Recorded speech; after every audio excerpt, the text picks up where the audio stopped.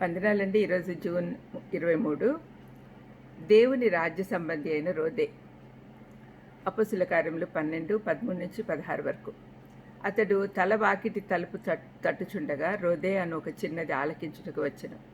ఆమె పేతురు స్వరం గుర్తుపట్టి సంతోషం చేత తలుపు తీయక లోపలికి పరిగెత్తుకుని పోయి పేతురు తలుపు దగ్గర నిల్చున్నాడని తెలిపాను. అందుకు వారు, నువ్వు పిచ్చిదానివి అన్రి. అయితే తను చెప్పినది నిజమని ఆమె దృఢంగా చెప్పినప్పుడు వారు అతని దూత అనిరి.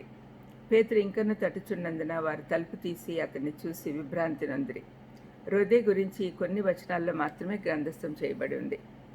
విశ్వాసులు గుంపుగా చేరి ప్రార్థిస్తుండగా వారి ప్రార్థన దేవుడు ఆలకించాడు. వారి ఇంటి తలుపుల యొద్దకు వారి ప్రార్థనల జవాబు వచ్చి నిలబడినా కూడా వారు నమ్మలేదు. దేవుని చిత్త ప్రకారం ప్రార్థించినప్పుడు దేవుడు తప్పక ప్రార్థనలకు జవాబు ఇస్తాడు అనే విశ్వాసం గల మనుషులంగా మనం ఉండాలి. గొప్ప ప్రార్థనా పరులైన యెరూషలేము పెద్దల విశ్వాసము కేవలం తలుపులు తీయటకు ఏర్పరచబడిన దాసురాలి విశ్వాసానికి నడుమున్న తేడా గమనించండి.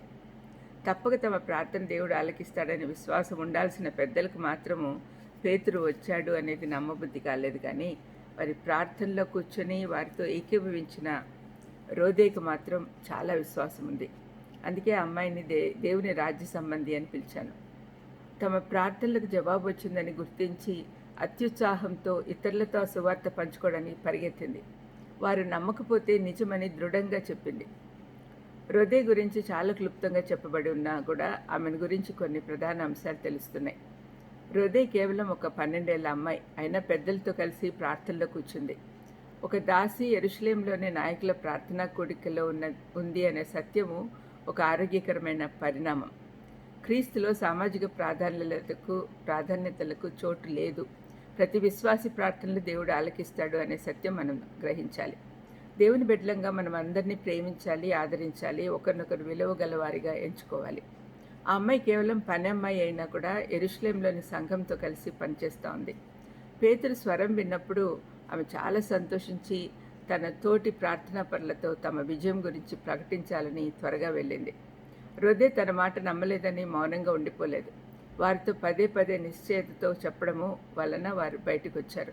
వారి అనుమానం ఆమెను ఏమాత్రం నిరాశపరచలేదు. లోపల వారు ఎంత వాదించినా కూడా పేతురు తలుపు తట్టుతూ ఉన్నందున వారు చివరికి తలుపు తీసి అతన్ని చూసి ఆశ్చర్యపోయారు. ఈ చిన్నదాని విశ్వాసము వారి విశ్వాసం కంటే చాలా గొప్పది. అందుకే ప్రభు అన్నాడు, చిన్నపిల్లల్లాగా ఉంటేనే మనం పరలోకానికి వెళ్తాము అని. ప్రార్థన చేసుకుందాం. దయామేడ, మాకు ఈ ఉదయకాలంలో రోదే గురించి గుర్తు చేసినందుకు మీకు స్తోత్రం నాయనా. తండ్రి, చిన్నపిల్లలకున్న విశ్వాసం కూడా పెద్దలకు లేకుండా పోతా ఉంది నాయనా. ప్లీజ్ తండ్రి, మా బిడ్డలందరూ కూడా రోదే లాంటి విశ్వాసం కలిగి ఉండేటట్టుగా ఆశీర్వదించమని యేసుక్రీస్తు నామమున వేడుకొంచున్నాను తండ్రి. ఆమేన్. God bless you.